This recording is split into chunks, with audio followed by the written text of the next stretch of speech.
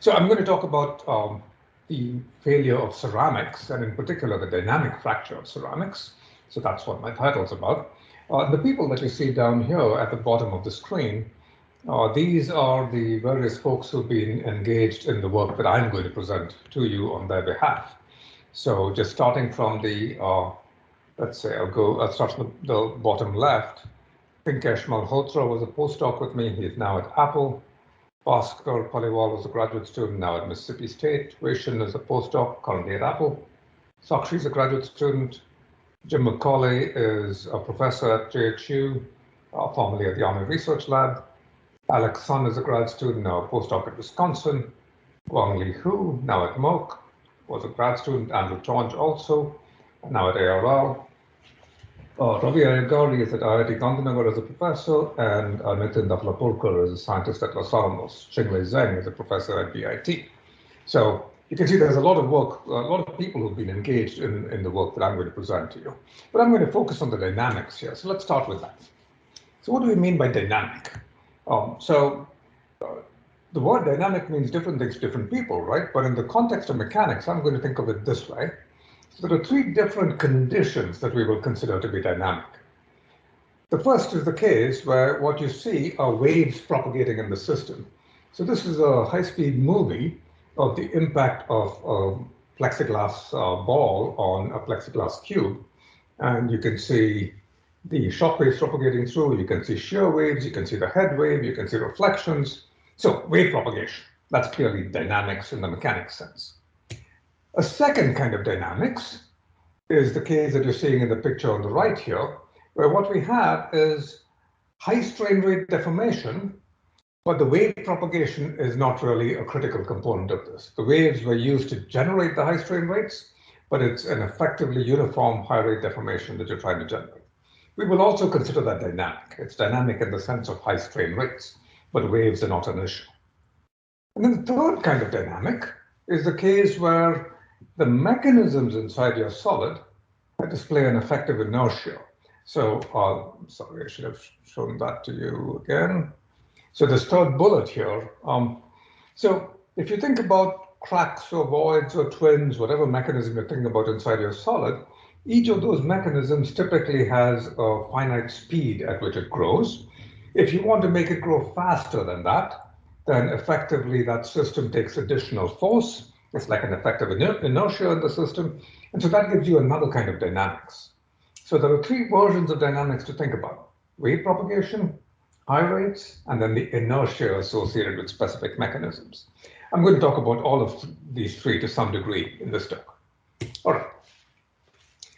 The next thing we want to do when we think about dynamics is to think about the connection between length and between space and time, right? Length scales and time scales. So let's just think about this in a broad context. So suppose I put time scales on the y-axis and length scales on the x-axis. So length scales going from nanometers on the left to meters on the right. Time scales going from nanoseconds to seconds. And let's just think about where the different kinds of mechanics we normally talk about sit inside the space. So molecular dynamics, or MD, typically sits down at the nanometer and nanosecond kind of time scale. That's usually where you're doing your calculations in a molecular dynamics calculation. If you were in the metals kind of space, you'd be working significantly with dislocations. And there's an entire set of techniques called discrete dislocation dynamics, where you track the motion of large numbers of dislocations. That would be sitting in this space, in this time scale, length scale plot. So usually, because you've got to have substantial dislocations in your system, you'll be at several nanometers and up. You can't track very large scales because you can't track very large numbers of dislocations, so you get limited to a few microns normally. And then you go from nanoseconds up to maybe seconds. There are ways of enhancing the timescales in DDD, but fundamentally, this is limited to those kinds of domains.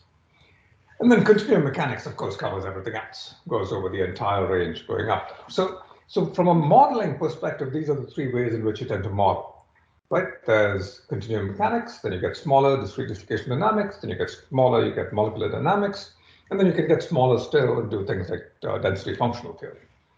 Now, in comparison, let's think about the experimental methods we use to understand dynamics. So where do the experimental methods fit in this kind of description? So here's how they go at one big shot. So let me show you on the top right there. Those are the standard mechanical tests we do. Servo hydraulic machines, screw-driven machines, so MTS tests, Instron tests, all those kinds of things are up in the green box. The blue box on top that says in situ deformation experiments, these are the cases where you're going to look at small samples and then deform them, and then you have some kind of a camera system on it. A version of that would be microcompression, microtension, a little further down. You can see things like nano indentation on the left. So those are relatively short length scales, but long time scales. Things like STM and AFM, so scanning tunneling microscopy, atomic force microscopy. Those are, again, short length scales, but long time scales. If you start thinking about standard microscopy techniques, TEM is the bright blue box that you see there, SEM, the darker blue box. So those are typically long time scale systems. But for dynamics, right, we're interested in wave propagation, high rates, and mechanism inertia. So typically we're interested in short times. For those kinds of experiments, you typically end up with things like Kolsky bar experiments, what some people call split Hopkins and pressure bars, plate impact experiments, shock experiments, and then laser shock. And all of those, you can get to fairly small time scales. And the length scales in the case of laser shock can be fairly small too. But you'll notice that none of them get down to where the ND scale is.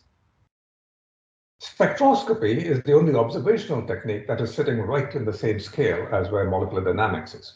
So what this tells you is that the experimental techniques that we have and the modeling methods that we have don't quite overlap in the domains that we are interested in for dynamics. So if you think about dynamics, right, let's imagine you have a millimeter thick plate of material, let's say a metal. The wave speed in the metal is, let's say, 6 millimeters or 6 millimeters per microsecond. So if you have a millimeter thick plate, then you're going to get across that in a fraction of a microsecond, right? So you would have to be at relatively short times with millimeter thick plates in order to see the wave propagation. So you can see that you're going to have to be in the microsecond, hundreds of microseconds domain and less in terms of time scale in order to handle the dynamics. All right, so we're going to think about experiments that sit in that scale. And typically you try to drive either characterization methods or testing methods into lower scales, either shorter times or shorter, smaller length scales.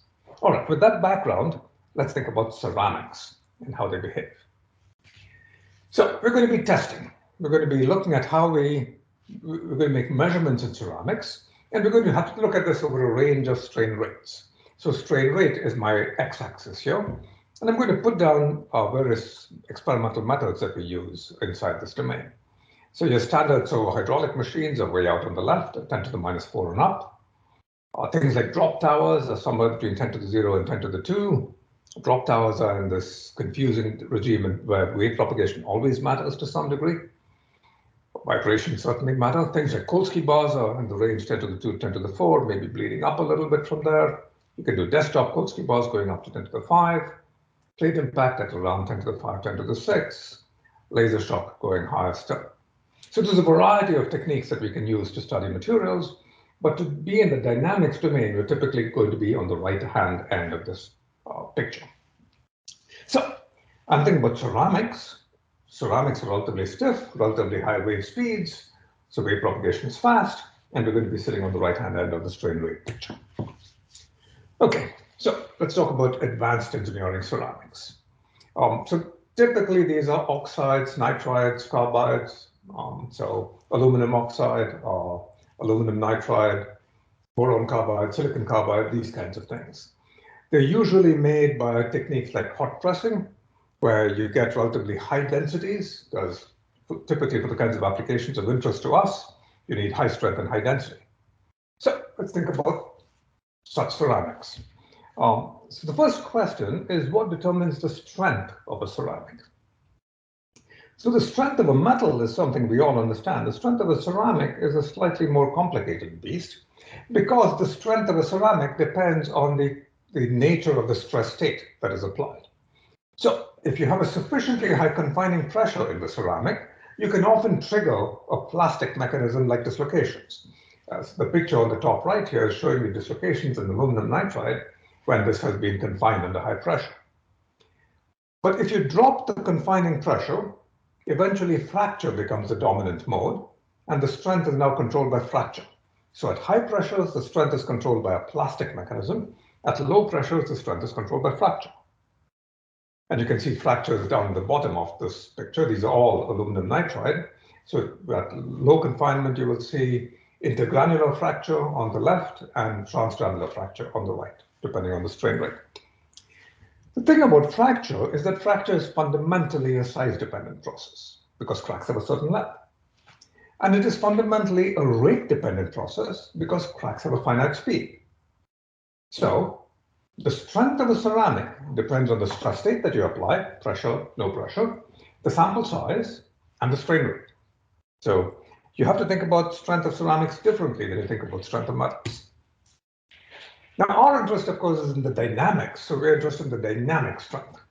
So let's ask, what determines the dynamic strength of a ceramic? And what I have here is a picture that, a set of pictures that we took almost 13 years ago today, where what we did was we took a transparent ceramic. This was aluminum oxynitride, and then we compressed it inside a Kolsky bar. So these samples are compressed along the horizontal direction. And then the way we took these pictures, we had a camera on the same side of the specimen as the flash. So you have light being transmitted by the flash, but the specimen is transparent, so all the light goes through. As the specimen begins to crack, it begins to reflect light back at you.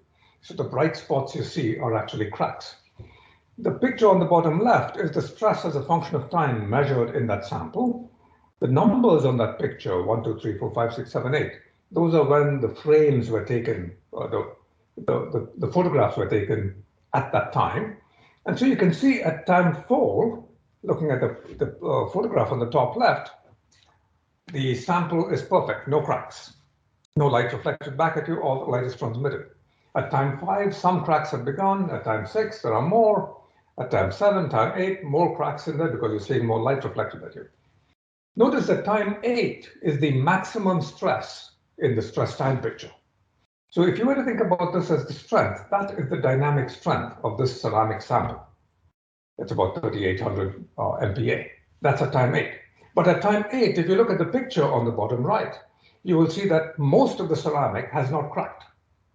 In fact, there are no cracks that go all the way across the length of the ceramic. So what controls the strength of this ceramic is not how much cracking you've got, but the combination of how much cracking you've got and how fast the cracks are moving.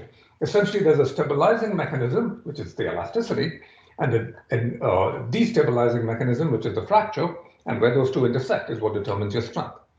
So you are now having strength that is controlled by the crack nucleation rate and the crack propagation rate. So that's what controls the dynamic strength. So you can see that now in boron carbide. On the picture on the left is a boron carbide sample compressed at high rates. These are movies now, without confinement. On the right is the same kind of sample, same material actually, compressed with confinement. In this case, so in both cases, the dynamic confinement is horizontal. In the picture on the right, I have vertical confinement, and those bright regions on the top are basically metallic shims used to apply the pressure. Excuse me. You can see the fracture mechanism is completely distinct in the two cases. They're both fractures. In the left, the fracture is horizontal. This is what we call axial splitting.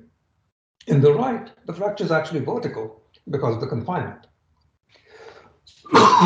Excuse me. You'll also notice there's a much higher density of cracks on the right. So the stress state changes the fracture mechanism. Excuse me. Get the drink here.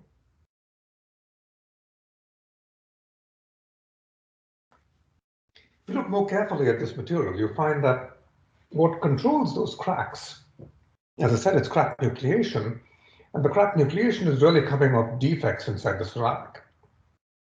So if you look in the picture at the bottom left here, this is a reconstructed 3D microstructure for this boron carbide ceramic. These black lines that you see are actually carbonaceous inclusions that are a result of the processing. And they're fairly big in comparison to the grain size. You can see the SEM micrograph on the bottom middle and the EBSD plot on the bottom right. These were pictures taken by Lucas Verwaniec, who's now at Oxford. And what you realize in this case is that most of the defects, which are these carbonaceous inclusions, are horizontal in this picture because they have been forced into that alignment by the hot pressing process that makes the ceramic. These carbonaceous defects are where the cracks start from.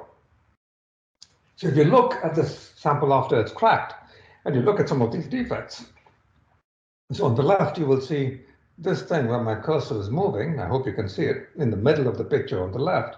That is the carbonaceous defect, and you can see these cracks that come off going up towards in the vertical directions. Those are called wing cracks, and you can see very many of them connecting together in the picture on the right. So these carbonaceous defects from which cracks nucleate, these wing cracks that nucleate, that's what controls the strength of the ceramic. Right? So if you want to change the strength, you change the defect population.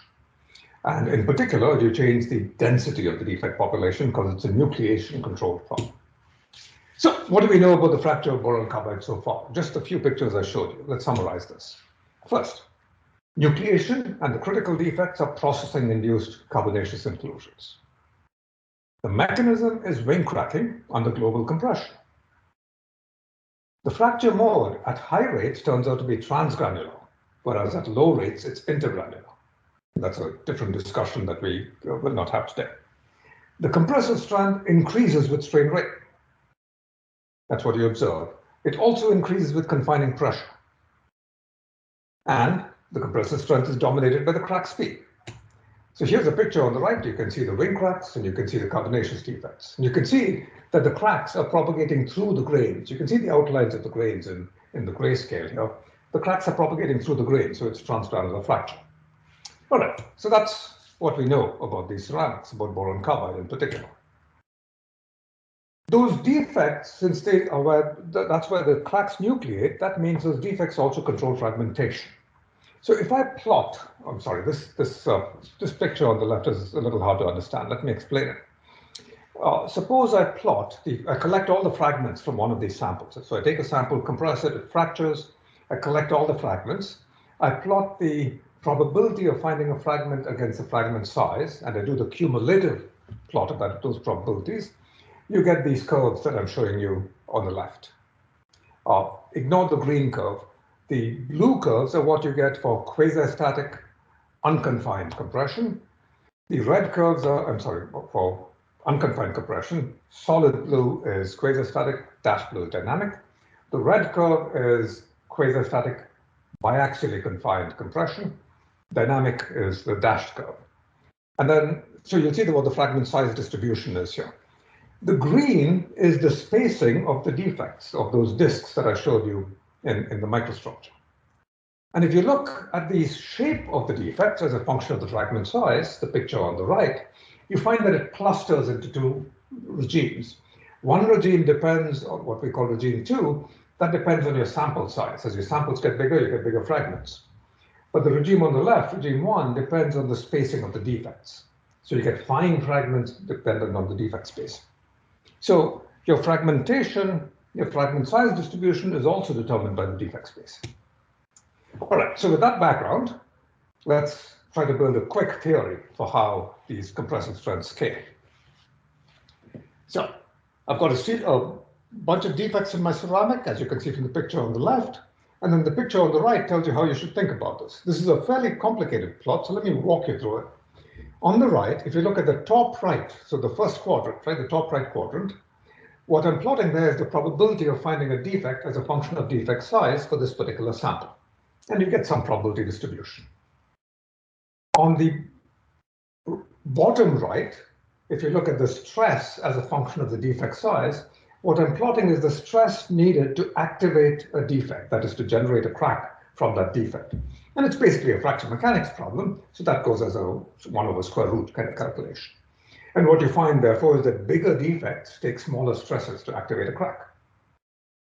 Now, if you go to the bottom left and think about that as the stress as a function of time think of that as the applied stress as a function of time. If I have low rate loading, I get the red line, so the stress increases slowly with time. If I have high rate loading, I get the green line, so the stress increases rapidly with time. Now, suppose I look at a given time, given by the dashed black line. At a given time, at low rate loading, I will have reached a certain low stress.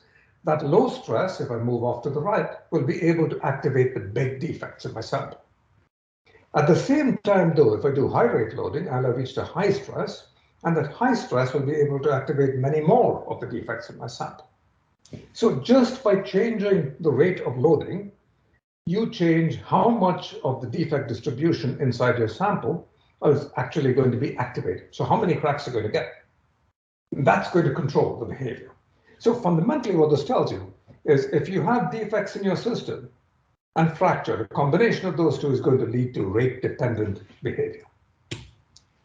And here's a quick way of handling this. So this is just basic dimensional analysis, simple theory, right? So the stress needed, the strength of your sample depends in some way on K1C and some effective crack length in your system. That's the equation on the top left. The effective crack length in the system really depends on the defect distribution, which depends on the strain rate, as I showed you in the previous picture. So the effective crack length goes as 1 over strain rate. The crack length itself depends on the crack speed. That's L equals VCT. So that tells me that my time depends on the strain rate that I apply. So that's sigma C over E epsilon dot. That tells me that my effective length, crack length, depends as 1 over epsilon dot squared. I take that, plug that back into my picture, my equation for the stress. It'll tell me that my compressive strength will go as the 2/3 power of the strain rate. And in terms of dimensional analysis, you can actually find some dimensionalizing terms with the given defect density for this power law behavior. And if you use that theory and apply that to a very wide range of brittle solids, you find it works fairly well. So if I plot the normalized stress against a normalized strain rate, a 2/3 power describes most of the behavior that we see in ceramics, in concrete, and meteorites, and a number of rocks. Doesn't describe it everywhere, but for most of your materials, this is a fairly good description. So simple theory, crack speeds, defect density, that gives it to you. Okay. Once you've got this broken ceramic, you found the strength depends on strain rate, on the 2/3 power of strain rate, depends on the defect density. Now let's see what happens with the broken ceramic in terms of fragmentation. If you take a ceramic powder and you do a pressure shear plate impact experiment on it, which is what my student Alex Sun did. So you have a powder on the left, package it between two plates and then impact it, but impact it at an angle. So this kind of a test that I'm showing you here. So a flyer impacting a target. The target contains your powder, which is the fragments from your ceramic. The wave propagation diagram is shown on the right. So the time distance diagram here, you can see the longitudinal wave in red that goes in fast. The shear wave in blue comes in later. You get a shear wave because the plates are inclined with respect to direction of propagation. And so now we can measure the shear strength under pressure of the granular solid. And we make the measurements using some interferometry. So if we make that measurement, this is what we find. First, these granular solids, these powders, they increase in density with time as you apply the pressure, as you might expect. And there's actually quite a significant increase in density. So there's quite a bit of compaction of the powder with time. So the dynamic compaction is rapid and seems to happen at two different timescales. You can see it. It turns out that particle fracture is an important part of this. So early on, the compaction is very rapid, then it slows down a little bit. And that's because of particle fracture. And then you can measure the shear strength as a function of pressure, and you get the picture on the right. So the shear stress is a function of normal stress, and the work I'm showing you on boron carbide powders is the red data. You can see it pretty much follows a straight line, sort of a frictional kind of law. And you've got significant densification going on in here. So particle fracture occurs, there's significant densification, and the shear strength is pretty much proportional to the superimposed normal stress. In this case, the effective dynamic friction coefficient is only 0.15. I'm bringing out this number because I've myself written papers in using granular materials before, where I've assumed that the dynamic friction coefficient is going to be like 0.6 to 0.8. That's not what we're observing in these systems. It's much lower than that. All right. so we talked about intact ceramics, how they fracture, what controls their strength, fragmentation, the properties of the fragmented ceramic, right? So we've gone through that set. Now, based on that, we can build a model for the behavior. And the model goes something like this. So I'm interested in a model that thinks about the mechanisms that are active inside the system. And if I take boron carbide as an example material, there are three dominant mechanisms. There's amorphization, which is the equivalent of a plastic mechanism at high pressures. There's fracture, which we've talked about, and fragmentation in granular flow, which we've talked about. So I want to introduce those three measures inside the sample, inside the material, into my constitutive model. And then I want to be able to use this constitutive model for a calculation somewhere. My calculation is going to be using something like finite elements or the material point method or something like that, which means that typically my material behavior is defined over some domain. I'm going to use this at a continuum scale. So we have to be careful about what length scale this model represents. In effect, I'm going to build a model that assumes that the representative volume element is at least 100 times the grain size. Okay, so if I'm thinking about particles that big, well, or elements that big, that's when this model is sensible. All right. And I'm going to use the model to think about general impact problems. So here's my mechanism-based continuum model. I'm going to introduce the mechanisms you see in the middle: dislocation plasticity or subgrade plasticity, amorphization, fracture and fragmentation, granular flow. For each of those mechanisms, I have a separate internal local model. I then integrate those all together based on the stress state and the history to give me a global model, that is a continuum model, an integrated model, and that can be applied to a simulation as you see on the right. Here's how the model works. I take my total deformation gradient and I decompose it multiplicatively into four parts. There's the elasticity, there's the damaged elasticity, there's the granular plasticity, and then there's the subgrain plasticity and amorphization. What you would think of as happening inside a grain, right? So if you think of it in terms of scales, FP is happening inside a grain, FG is many grains put together, FE and FT is the elastic and damage response. Each of these deformation gradient components has its own internal variables.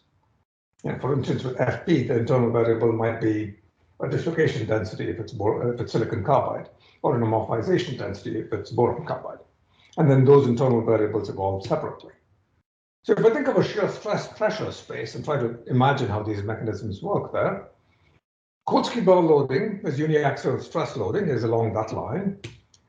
And along that line, if you move up, pressures are low, fractures what dominates the problem, you get microcracking damage. On the other hand, if I do plate impact loading, so uniaxial strain loading, I'm moving along a line like that, now pressures get to be higher, and so at sufficiently high pressures, I can trigger a plasticity mechanism like amorphization, and below that I'd be linear elastic. If my stresses drop enough, I get cracking, high enough stresses, I get amorphization. And if I have really high pressures and really high shear stresses, I might get plastic slip. In boron carbide, as it turns out, I won't get plastic slip. In silicon carbide, I'll get the plastic slip, but no amorphization. All right, so it's a model something like that. And then granular flow shows up at later times. So each mechanism is activated at a different point in the stress space. And then you have to look at the evolution of that mechanism subsequently. From a finite deformation viewpoint, this is what this looks like. I'm realizing here, looking at the time, I don't have time to walk through this in detail, but essentially I've got a reference configuration, a current configuration, and then I break it down into these intermediate configurations. The one on the extreme left is shows granular flow, then you've got subgrain plasticity, damage, and then recoverable elasticity. And if you go to my paper with Wei Shun Li and JMPS in 2021, you will see that. And you can work your way through the details there. All right. So now that we've got all of that, let's understand fracture, right? Let's think of each piece of this. We'll start with fracture because it's the thing that we talk about most in ceramics. So we have a ceramic, some defect density. I think of each of those defects. These defects are those carbonaceous inclusions, for instance, like penny-shaped flaws. They have an orientation and a size.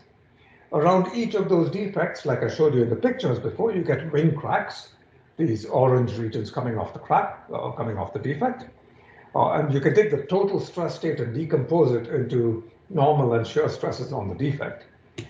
You can then decompose that problem into a plane. So in the PN plane, you take the largest the largest shear stress and the normal stress. You look at that plane. That's the PN plane. You can decompose it into a 2D problem on the bottom left. You take that 2D problem and you realize that there are many such cracks. So you can think of it as an effective material, and then you can solve like an Eshelby problem, and that's what you get in the bottom right. And then that will then let you solve for damage. And you can then come up with a stiffness, compliance, and then you can look at the evolution of the damage. And that's been done in a number of papers that people have written over the years. So that's the fracture problem. On the other hand, you do see other kinds of mechanisms. So at high pressures, under indentation, for instance, so under the indenter you've got a high pressure, you can see dislocation plasticity. So you can see silicon carbide in these pictures here. You see lots of dislocations in silicon carbide at high pressures. In boron carbide and a number of other ceramics, you see another mechanism called amorphization. So these pictures are for indentation on the left, laser shock in the middle, and shocked quartz in the right. And in each case, what you see are amorphization bands, that is bands in which the crystalline material has become amorphous. And usually along the amorphization band, you are able to sustain some shear, some sliding before it then develops a crack. You see that in multiple conditions. It's actually a very common thing in geomaterials, and it's actually used to define the signature of prior shock in geology, right? So if you think about meteorite impact, you look at a sample, you see these shocked bands and these PDFs, planar deformation features, and you say this quartz has been shocked. All right, so this is another mechanism that we've incorporated. The way we model amorphization is by putting in a criterion for the onset of amorphization. That's the picture on the left, the equation on the bottom. Basically, it's a mixed normal and shear stress criterion. We then define the strain that is induced by the amorphization in terms of the strain rate and the volume of volume fraction of amorphization. And then you can look at the sliding along the amorphization band. And so basically, think of it this way. At some stress level, under some condition, you initiate amorphization bands. As you continue to load, those amorphization bands grow, so you get more volume of the material that's amorphized. And then within the amorphous material, you begin to slide, you begin to shear, so you get some additional plastic strain, if you like, that comes from that sliding. We can incorporate that all into an amorphization model, which says basically once you've amorphized, the amorphized material behaves like an amorphous solid. So the stress is a function of strain rate. It's like a Bingham fluid here. So some critical stress, after that it slides. And we can work out these equations fairly easily. The shear strength degrades as you continue to develop strain, and eventually it becomes a fracture. All right. So with a model like that, where we've got amorphization in the system, we can then simulate plate impact experiments, such as the work of Tracy Vogler on boron carbide some years ago. And then you can use some of these experiments to calibrate the model and then evaluate the model on the remainder of the experiments. And Qinglei Zheng did that in his 2019 paper that I referenced here. So this is a way of saying you can take each mechanism and you can calibrate that mechanism and validate that mechanism independently in independent experiments. Okay? Once you've done that, you can test that mechanism out, in this case under indentation.